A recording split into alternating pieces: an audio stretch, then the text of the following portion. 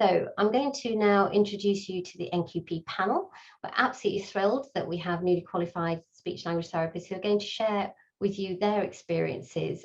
So you have some direct, I guess, lived experience of NQPs in response to some of those things that you highlighted through Menti about things that you really want to know about, which is what's it like to be an NQP, what should I expect? So I'm really thrilled to introduce the following speech language therapists. So we have Megan Shufflebotham, who's an SLT in adults with learning disabilities at the Northern Care Alliance.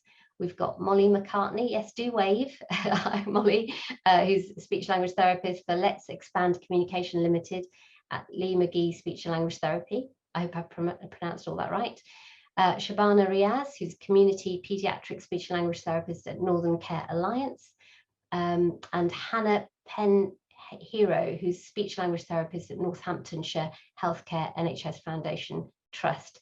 So I hope I've pronounced all the where you work as well as your names correctly, but please do introduce yourselves if I've made any errors. Okay, thanks very much. So I'm going to let you present. So the first presentation from Megan. Over to you, Megan. Hi, thank you very much, Kamini. So as Kamini said, I am Megan Shufflebotham. I am a newly qualified speech and language therapist working with adults with learning disabilities within the Northern Care Alliance. So please could I have my next slide? Thank you. So just a bit on how I prepared for my interviews. I'm sure if I cast my mind back to this time last year, I was probably very nervous, and the student day really did help me. So I kind of want to give you guys kind of all the tips that I found really helpful. So when you get an email to say that you've got an interview, I think one of the things that I found really useful was going back over my application for that job, trying to think of new examples that I could give in my interview, trying to limit repeating what I'd said in my application and then re-repeating it in the interview. One of the key things that I think is really valuable for any job that you're applying for is learning the values of the trust, mainly because you might get asked a specific values question, but also I think from that you can intertwine the values into the other questions that you do get asked.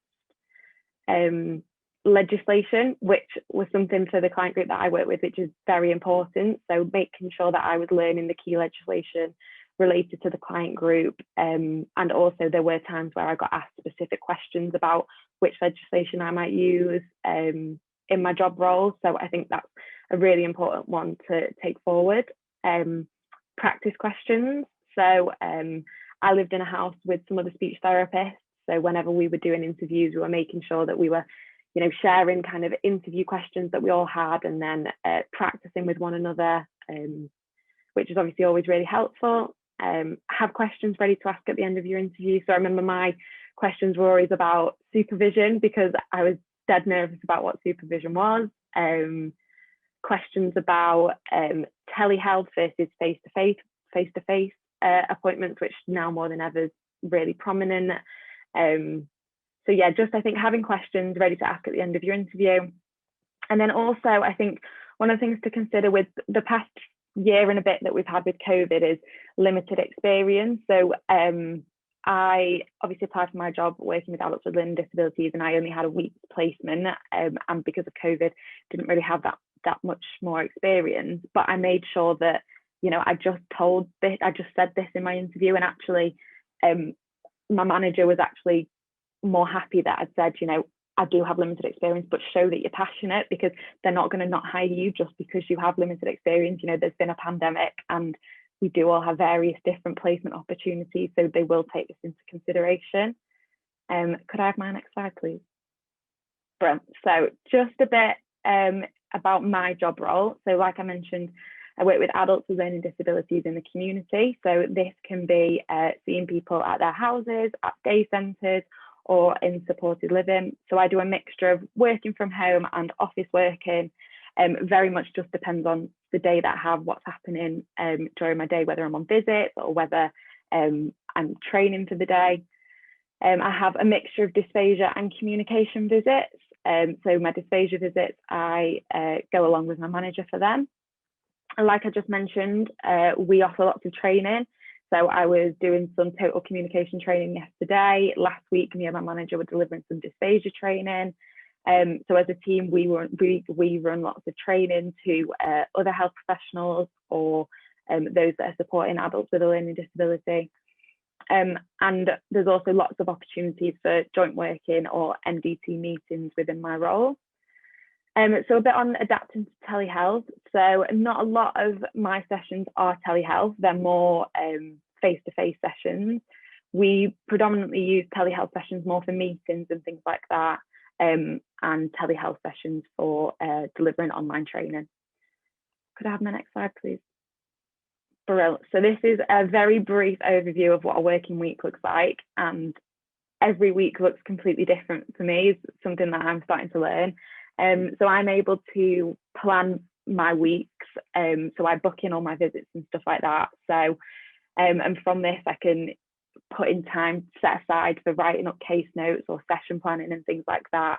So my weeks are very flexible, and I'm very fortunate in my team that if someone else is offering training, I can book time out in my diary to attend their training and things like that. So really my week really does vary. I probably couldn't give you an accurate representation because, like I say, it varies each week. So yeah, please can I have my next slide? Brilliant. So a bit on supervision and completing your NQP goals, because I remember as a fourth year, I was very, very, very nervous about supervision. I think my perception of supervision was that it was going to be something that was really daunting and I was just going to be told by my manager all the things that I was doing wrong. But actually, it's completely the opposite. So for the first 3 months as an NQP, you have your weekly supervisions. And then after your first 3 months, these go down to 1 supervision a month. So I'm just starting my monthly supervisions now. Like I said, my perception of supervision was something that was going to be really daunting, but it really wasn't. It can be kind of formal or as informal as you want it to be. I kind of throughout my week just make notes of questions or queries that I have, and then take these to my supervision. I can have a discussion with my manager about them. Obviously, my manager always says to me, I'm here at any other point. You don't need to hold all these questions just for supervision. But also it's an opportunity for my manager to also let me know anything to do with the service that might impact my role as well. So a bit on terms of completing my NQP goals. So I've been working on these slowly throughout my past few months in my job, and I use the Royal College CPD diary to record my NQP goals. I make sure to plan some time into my week so I can spend that updating my CPD diary. And then in supervision with my manager, we have a look at my CPD diary and we can have a discussion, find some competencies off and things like that. So can I have my next slide, please? Thank you. So some key points that I want to share with you as final year students. So I think one of the most important ones is making job applications individual. So I literally had the person specification and a Word document side by side, and I was making sure that I was literally going through and highlighting and ticking off everything. Even so for my job with it being community, I had to make sure that I had access to a car and a driving license. And I literally had to put in my application, I have a car and a full driving license. So just things like this, like everything has to be crossed off on that person's specification. And I think it's also just really important to make sure that all your job applications are individual, making sure that you're not copy and pasting from previous ones because managers can tell. I think take each day as it comes as an NQP. You'll be learning so much every day and it can feel very overwhelming. But if you are feeling overwhelmed, tell your manager, tell your colleagues. And I suppose this ties in with the next one, to ask if you're unsure. Your manager and your colleagues have been in that job probably a lot longer than you have. So you're bound to feel a bit overwhelmed and a bit nervous and feel like you're asking lots of questions, but that's what they're there for. And I'm sure that they would prefer you to ask instead of be uncertain. And I think as well, it's really important to make sure that you try and have a work-life balance. And I know that's really difficult, especially when you're working from home, because you can feel like you're stuck in the same room all day. But I make sure when I finish at 4 o'clock to go out for a walk or something like that, just to kind of switch off for half an hour. I think that's really important to remember. Can I have my next slide? Thank you. So a tip on building resilience and managing self-care. So like I just said, making sure you take time to reflect and process. So this can be through taking 10 minutes away from your desk, or making yourself a cup of tea or a coffee, or having a conversation with a colleague or manager if you feel overwhelmed. I think it's really important as an NQP to take that time to kind of reflect and process, and from that you'll learn so much, and you'll be more prepared maybe the next time the same situation comes up. Like I said, your manager and colleagues have been in that role for longer than you have, so you're new to take the time that you need. No one's expecting you to know everything straight away. Can I have my next slide? Thank you. And this kind of goes back to what I said before in terms of prepping for interview. Something that I had not prepared for with kind of legislation and policies. But don't worry, you're not expected to know all the legislation and policies that come with your client group as soon as you start. My tip would be use your supervision to ask your manager about any key policies or legislation, and then using that CPD time to educate yourself about them is great. So yeah, that's all my tips, but I think we've got a question and answer session in a bit, so if you have any more questions, then feel free to ask. But thank you very much.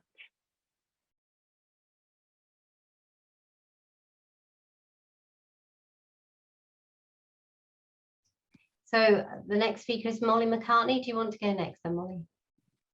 Good morning, everyone. My name is Molly McCartney. I'm a speech and language therapist working with children, and I'm living and working in Northern Ireland in the private sector for Let's Expand Communication Limited, and also for Leigh Magee Speech and Language Therapy. Could I have my next slide, please? So when I was preparing for my interviews, one of the best things that could have possibly happened to me was that we had practice interviews at university. And our lecturer sat down with us and we answered a question as we thought we should, and then they gave us feedback. And this was so helpful, and it really helped to build my confidence for interviewing, because this was something I was so incredibly nervous about. But it also helped me to give a real structure to my answers. So I was taught the STAR approach, and it was just fantastic. Whenever I was also preparing for my interviews, I made sure to create and update my CV. My CV at the time was quite old. I think it was from whenever I was about 16 and applying for jobs, so it definitely needed a refresh. And it was especially important for me at that time to include that I was working as a classroom assistant in a special needs school.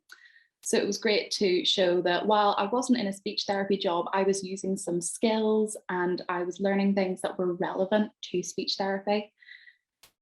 One of the most important things as well was legislation. I studied in England. I studied at Montfort University, but then I moved back to Northern Ireland. And what I hadn't considered was that the laws are different. So while it may have been a certain act in England, it was an order in Northern Ireland, and it was a different year and it had a different name. So that was important for me to make sure I was aware of. But luckily, all of my interviews were very relaxed. I was made to feel very calm, and so it wasn't too nerve-wracking, luckily. Could I have my next slide, please? Thank you. So in terms of introduction into my job role, my supervisors were very clear with me about what they expected from me, which was great. I knew what I was meant to do. I knew how I was meant to do it. They explained how we were to take notes, the system that they'd like me to use. One's an online system, one's a paper system. So it's sort of trying to get the differences between them. They were also very clear about the rules regarding PPE, as I do home visits, and people also come in and see me in clinic. So it was just explaining, you know, how we're following those policies, what we're doing to keep ourselves and also our clients safe, which is very important at the moment. And also things about, you know, working alone, because I do, as I said, I do home visits. So I am lone working for sometimes whole days, and I don't see other members of my team. So it's really important to just keep myself safe. And it was brilliant because, again, as everything was so relaxed, if I was uncomfortable, I knew that I could ask questions and just clarify things if I needed to. So in terms of my working week, it's a real mixture. On Monday mornings, Thursdays and Fridays, I work for Leigh Magee Speech and Language Therapy. And on Monday afternoons, Tuesdays and Wednesdays, and alternate Saturday mornings, I work for Let's Expand Communication Limited. And this is, I love the variety. Every day is different for me, from, you know, doing home visits one day, to doing school visits another. I'm also running an early intervention group at the moment, and I love having the variety. I feel like I'm really getting the opportunity to develop a really wide range of skills, which is lovely at the moment. Could I have my next slide, please? So supervision is so important. I love supervision. It's brilliant. I have really regular meetings with my supervisors, so I'm sort of chatting to them weekly. And they're brilliant at providing advice and support for my current workload. So I see children with a really wide range of difficulties and areas of need. And it's really great to just, if there's something I haven't come across before or something I'm not certain about, I can just talk to them and ask for advice. They don't expect you to know everything, which is really nice, because at the end of the day, we haven't had, you know, the wide range of experience that maybe other students would have had coming out. We're sort of just that little bit limited because of COVID. I've also been able to work towards my NQP goals. So I use the CPD diary and I speak this through with my supervisors and just check on, you know, how am I progressing towards them? Have I met any of them? Are there certain ones that I want to target that I need to work on more? And also my well-being. They ask, you know, it's important to let them know if you're struggling, if you're finding things difficult, if you need a little bit more support. And my supervisors have been wonderful about checking in with me and making sure that I'm coping well with this transition from being a student to being a therapist. Could I have my next slide, please? The one key point that I really want to share with students is not to panic. I really thought that it would be grand finding a job. I didn't think it would be, I don't know, I really had this different idea, but because I wanted to work in Northern Ireland, the system's different. I'd applied to work for the NHS. I didn't get a job straight away. I was put on a list and I was absolutely devastated. And I thought I was never going to get a job. And I ended up working as a classroom assistant, which was great, but it wasn't what I wanted. And then I came across my jobs and I was just so fortunate, and it really will all work out in the end. And just don't panic about jobs. Everything will work out, even if it's not how you picture it to be. In terms of building resilience and managing self-care, I find that speaking to people really helps to relieve my stress, and it in turn makes me a more resilient practitioner. And that's why I think supervision is so important, because you have to be able to, you know, explain your concerns and get advice and support. And I really don't know what I could do if I couldn't speak to them. I think I'd go mad. You always need that little extra bit of support just to build yourself up. In terms of self-care, I think it's really important to take time for you. Don't take work home with you. It's a bad habit. Don't start it now. You just end up having no time to yourself. I always try and take the evenings for me, and that's my me time. So I'll go on a walk with my dogs, I'll go to the gym, I'll go and have dinner with friends, I'll even just sit down and watch some TV with my parents and have a chat with them. And it's lovely to just de-stress and just have that you time. Could I have my next slide, please? Something I hadn't prepared for. So because I work in the private sector, I manage my own diary entirely. And it's completely up to me when I offer sessions. And I hadn't planned I hadn't thought about planning my travel, because as I said, I do home visits. So I travel, it feels like the length and breadth of Northern Ireland most days. But I really needed to look and see, was I in the same area twice in a week? You know, how could I better sort out my home visits? And it really did take a bit of time of sitting on Google Maps, looking at where I was going, planning, you know, what time I could be there, how long would it take me to travel there, which is really important. And also planning in time to like have lunch, have a comfort break. That's something that I just didn't really think about. And I realized that actually it was about 3 o'clock by the time I got a break, and I hadn't had a chance to have a sandwich and I was really hungry. So it was not ideal, but I've got better at that and I've worked on it. And now I've planned my routes down really specifically, and I know where I can slot people in. But also I really had to grow a bit of a backbone. I'm naturally a bit of a people pleaser, and I have to sometimes stay firm with people and say, do you know what? No, I can't offer a session on that day because it doesn't work out. So that is all my tips, and thank you very much. Thank you so much. That's been amazing to hear what you've had to offer there. So we're now going to pass to Shabana. So Shabana, over to you to share with students your learning and your top tips. Thanks, Kamini, and Molly, thank you. Hi everyone, I'm Shabana. So the transition to a student speech and language therapist to an NQP one is filled with emotion. So I really wanted to share my NQP journey with you guys. Next slide, please. So a little bit about myself. I live in Manchester and I studied at University of Manchester, where I graduated this year. Prior to this degree, I was a teacher and I thoroughly enjoyed the profession. However, after a career break, I decided to venture into something new and exciting. And I'm very pleased to say that I am now working at Northern Care Alliance as a community paediatric speech and language therapist. Next slide, please. So the application and interview process. So I've just highlighted the before and during and after. So before you start applying for, before I started applying for my jobs, I reflected on which placements I really enjoyed, the client groups I really enjoyed working with, and even the environments that I was working in. I realized that I still enjoyed working with children, and this is where my passion lay. So I signed up to the NHS job site and dedicated time to complete my application. And like Molly and Megan have said, really make it applicable to that job application that you're applying for, and fine tune your personal statement according to that job application. If I wanted more information about the job advert, I reached out and emailed a contact. So there's always a contact person, so you can always reach out. Firstly, introduce yourself, and then secondly, gain more insight into the job, any further information that you require. Then the research and preparation stage came. So I made a list of possible interview questions. University of Manchester, like Molly was saying, Megan was saying, they provided like a bespoke career advisor, and it was really, really helpful. They gave lots of helpful tips, went through question and answer sessions, and it was really, really helpful for us. The questions in the interview are normally kind of threefold. So you get scenario-based questions. Some questions might revolve around more around the theoretical knowledge, and then some are based on the trust values. So it's really important to get your head around what the trust values are and what they mean.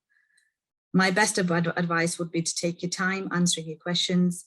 Have a notebook with yourself, write down keywords, and in the questions, when they're reading out the questions, just write the notes, make some notes and answer the question in full. So some questions can be two-part questions, so make sure you are answering both parts of that question.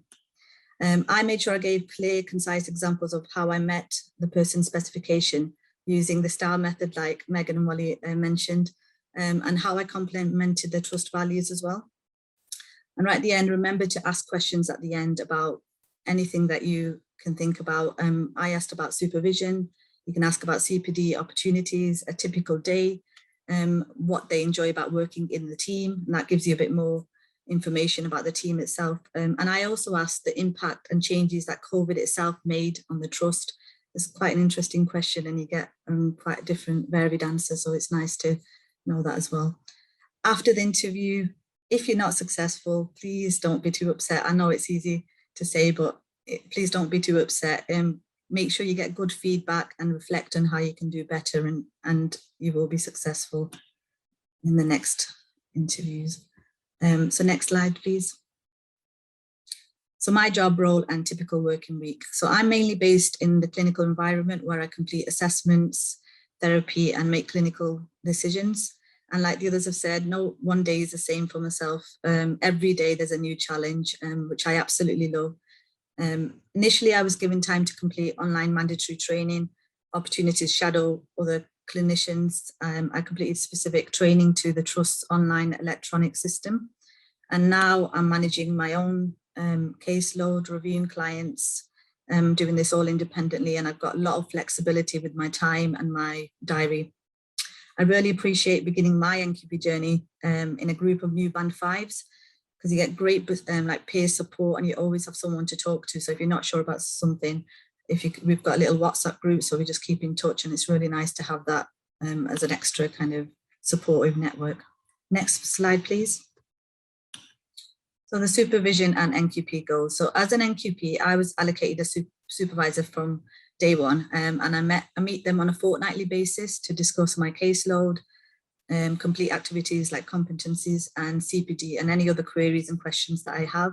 Now I work part-time, so my supervision is fortnightly because obviously if I don't have that many questions in the few days that I work, so it's nice to have a fortnightly supervision session.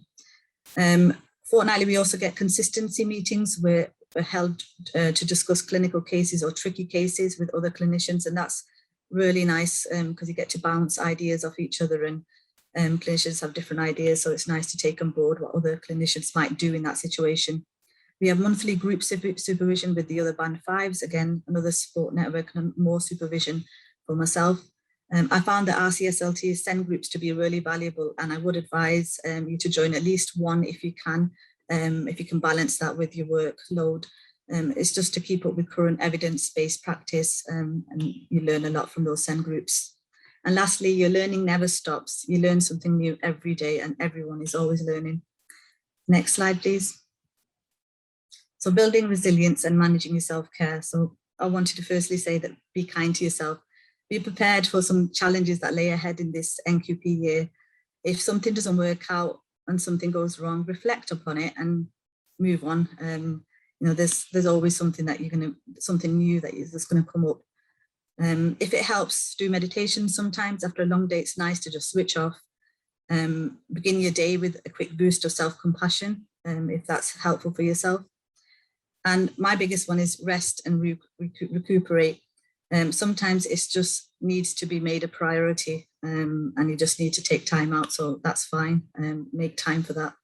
And if there are times that you really feel overwhelmed, talk to someone. Your supervisor's there to support you. Speak to them, your peers, your family, friends. Speak to people if you're finding something difficult. Ask questions and speak to people. Next slide, please. So my top NQP tips, I would say take your time with the application and don't worry about the process of how long it might take.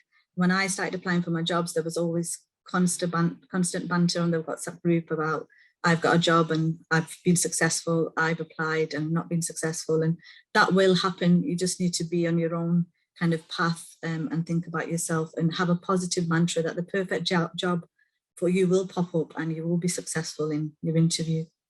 Remember that when you start your journey, you're still learning and you won't know it all, even though you might have studied for years on the speech and language therapy degree. You learn as you progress, you learn on your job. Your most important job is to take care of yourself. So again, like I said before, rest, use your days off to look after yourself, book things in advance, make plans in advance, and just take care of yourself. And have a strong support network. Again, that's going to help you build your resilience. Be open and honest. So use your supervisor sessions to ask questions and speak up if you find something difficult or if you're not sure about something. My supervisor's always there, and I've got her work mobile number, and I can message and phone her and speak to her about anything that I'm finding difficult. Again, have work-home balance. So I work part-time, but it's still kind of difficult at times to switch off, but it's really important.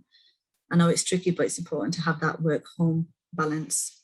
Take opportunities as well. So take lead on things that will make you an even better practitioner. So if there's something, there's an opportunity for you to volunteer for something or join something, try and do that in your workplace. It's a great opportunities there.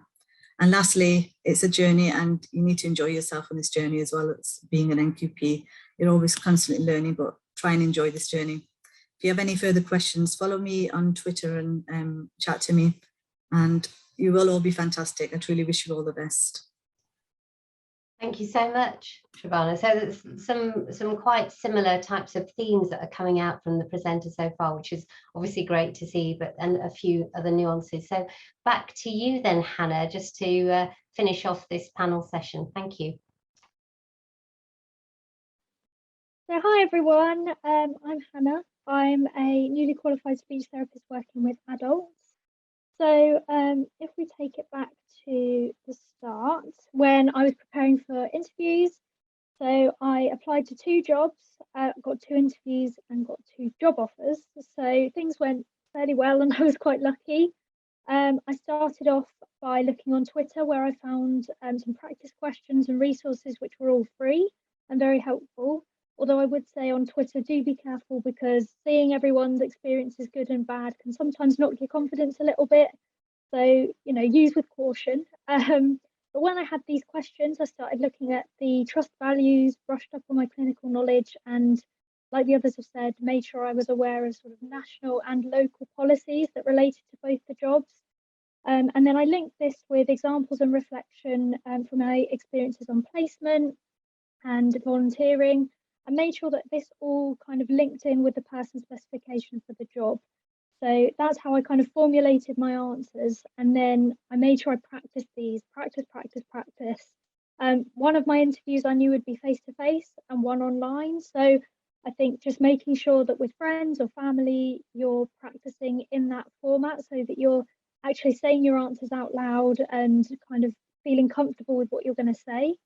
And I also came up with some questions for the interviewers. So you do get some time at the end of the interview to chat through things and ask questions. And this actually was the big decider on which job I eventually chose. So I asked about supervision, training, but the one that stood out as the most helpful was asking why they enjoyed working there as opposed to anywhere else. So that was something that I found really helpful. So my role, I finished at UEA in June and then very quickly started as a band 4 in July. So I had a trust and team induction where this was a lot of shadowing, so not just speech therapy, the whole team, so OTs, physios, rehab assistants. And then when I was HCPC registered in August, I moved up to band 5. At this point, I was more independent, doing some home visits by myself, but I was still very much supported, still doing joint visits and, you know, a lot of support there. And so my job is split post. So I work one day on the general acute wards at Northampton General Hospital, and this is all dysphagia work. So working with the band 7s to build up my competencies there. And then the other 4 days are in the community stroke team. So home visits, working on communication mostly and some dysphagia as well. So here you can see my working week. So it's general wards on a Monday, so that's my day doing dysphagia work, seeing patients most of the day. So I'm looking through case notes, assessing and reviewing dysphagia and coming up with recommendations with the band 7s, and then making sure I've done all my notes on system 1 and some admin as well on my Mondays. The rest of the week is my community stroke days.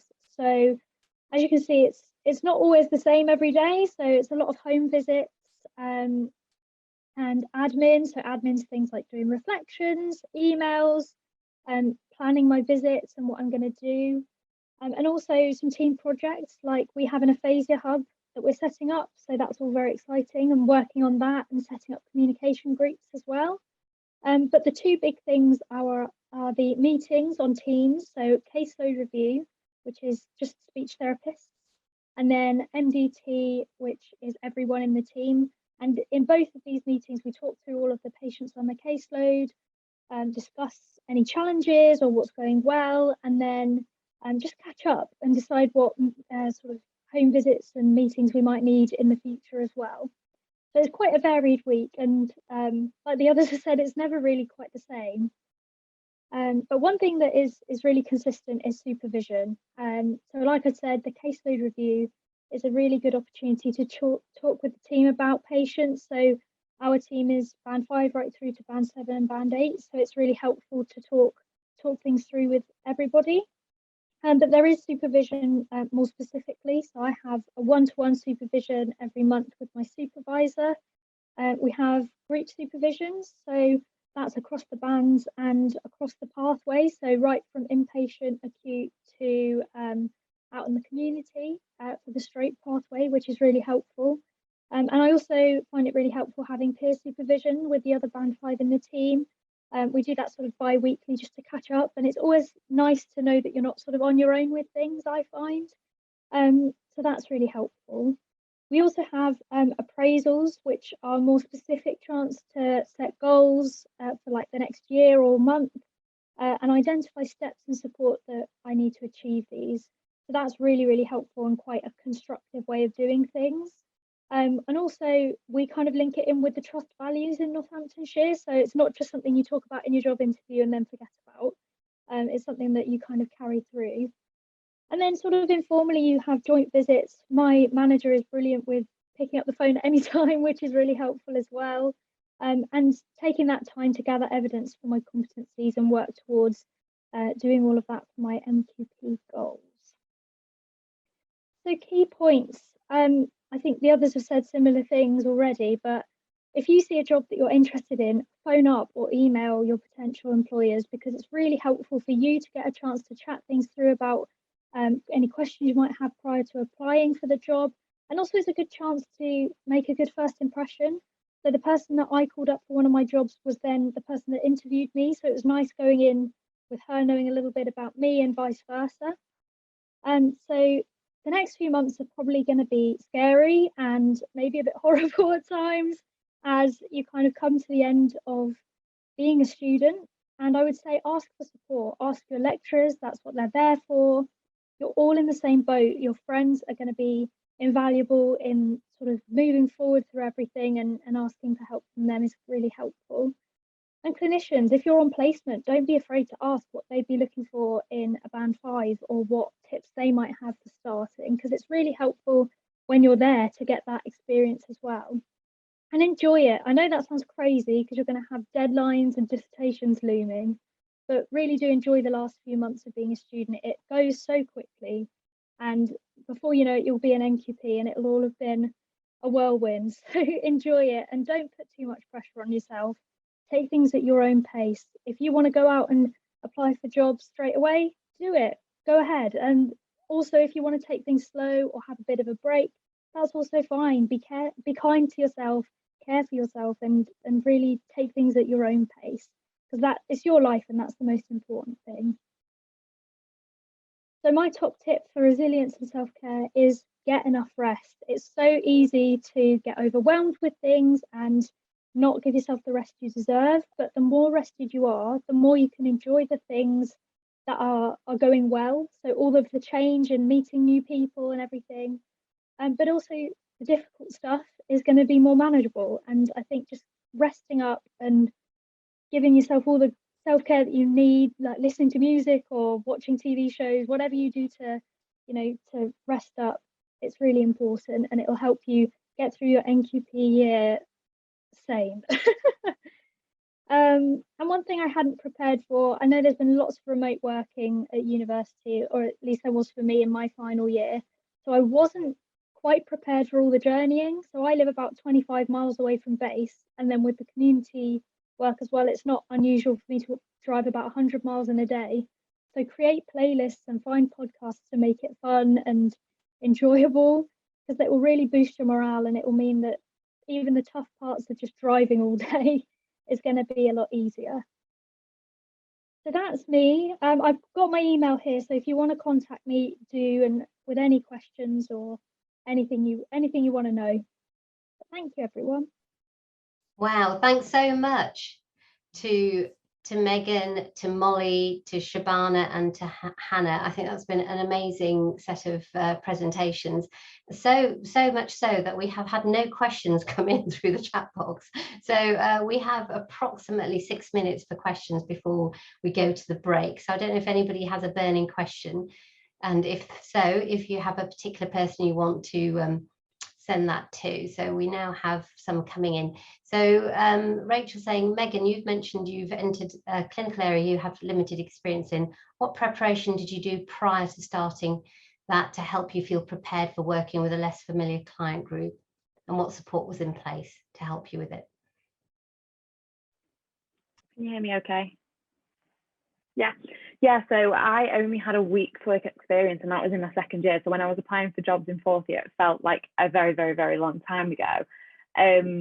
But I kind of, like I mentioned, I said to my manager that I had limited experience. And then once I got the job, I made sure to ask her about any prep work that I needed to do. In all honesty, my manager was very much like, enjoy your summer, because it might be the last summer of freedom you have. But my manager sent me some reading to do and things like that. So I to be honest, I'd just ask your manager. They'll be able to send you, you know, appropriate things to have a read through or things to have a research of. Support in place. So my speech therapy team is very, very, very small. So there's one band 5, which is me, and my manager, who is a band 7, and then we also have a total communication lead. So in terms of speech therapy, ours is quite small. So kind of going to my manager and going to the total communication lead were kind of my first port of call. They very much helped me to settle into my job if I had any questions. They were who I went to. They were very good at, even before I started, they were like scheduling visits in for me, that I went with my manager to accompany her, and as well scheduled chats in with other health professionals as well. And I went on some visits with social workers and things like that, just to kind of, you know, learn what other health professionals do. So I think, yeah, definitely just ask your manager. They'll be the best person to advise you on anything. That's great. Thank you. We've got quite a lot of other questions coming in. So one of them I think might be quite an important one is about how any of you can talk about if you felt disadvantaged in practice when starting work as a result of the COVID year. I know some of you have touched on that. Is there anything you want to add to that? Was that I assume your services were not surprised, but was there anything additional they put in place to support you? I think managers and trusts are all aware of the unprecedented times that we've all gone through. You know, I know it's easy to say, like I said before, it's you know, it's been difficult times for everyone, and the situation that you're in, managers are fully aware that a lot of individuals might not have finished placement, might not even had a final placement, may not have had the experience. The best thing to do is, like one of the NQPs mentioned, is be honest and just advise them that you don't have this experience, but the passion is there, the enthusiasm is there. You know, you will learn on the job, you will learn your skills, you can learn more about the client group on the job, and ask questions as well, ask how you can gain that experience, gain those skills that you didn't gain. But please don't worry, the managers are fully aware that this has happened and these are the circumstances that students are coming up with. That's great. I'll move on to another question. We've just got a few more minutes. So somebody's asked what sort of questions you asked employers prior to your application, when you're saying, you know, it's good to ring up beforehand. What sort of things did you ask? I don't know who wants to answer that. I know, Hannah, you raised that particularly. Yeah, so I kind of made a point of calling up in advance, just to sort of almost get my name out there. So I kind of first went with the question, even if I couldn't think of anything, was, are you, you know, accepting applications from newly qualified given the year with COVID and everything? I thought that was a good sort of way in, and then I could ask more questions as the conversation kind of progressed. My first phone call with one of the people who then interviewed me was 20 minutes, and don't be scared by that. It was just a nice chat, and you can ask just anything you're interested in. You know, what's happened with COVID? Have you done more online? How is that working now? Questions about what their service looks like. So how many SLTs are there? What kind of support is there? And just really get a feel for the whole service. And you can ask those questions as well in the interview. There's always a section at the end where you can ask pretty much anything you would like to. Like I said, I asked about support and training, but I also asked, you know, why do you like working where you do? And the answers are very different. And I thought that was the main thing for me that allowed me to make the decision between the two jobs that I was offered. Thank you. So we've got 1 minute left. There are some questions which may partly be answered by the next panel of managers. So I think in terms of any final question, it's really, how early did you start applying for jobs? I personally, because I was holding off for an NHS job, I held off until about May. That's when the application opened for the Northern Irish. It goes on like a list.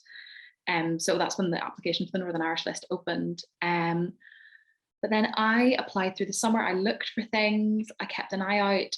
I know that some of my friends were applying before we'd even submitted our dissertations. I think it really depends on if you see a job and you're really interested in it, go for it. One of my friends, she was going to hold off on a job, and it actually turned out to be the job she took, and it was her dream role in the perfect place, and it was brilliant.